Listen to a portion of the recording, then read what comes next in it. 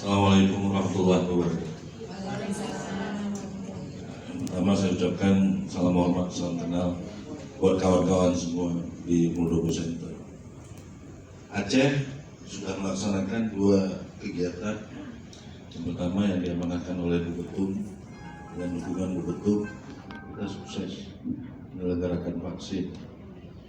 Dari 23 kabupaten kota yang ada di Aceh, sekarang kita sudah ada Muldoko Center semua. Anggota kita sudah 2.300 Muldoko Center. Waktu Aceh punya kenangan tersendiri dengan Pak Muldoko. Waktu konflik lagi kontak itu, Pak Muldoko turun di lapangan pakai helikopter di Aceh Utara. Bisa damai Aceh gara-gara Pak Muldoko. Makanya kalau untuk Pak Muldoko, insya Allah Aceh sudah menang. Cuman yang kita bingung ini Bu, ada yang bingungnya. Ini kan alim ulama semua sudah merapat ke kita, orang-orang tua sudah merapat. Kita belum bisa SK-kan.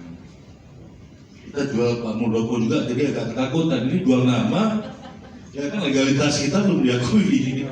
Iya betul Pak. Ya kan, jadi nanti kita ada yang bawa nama itu, takutnya kita. Iya betul.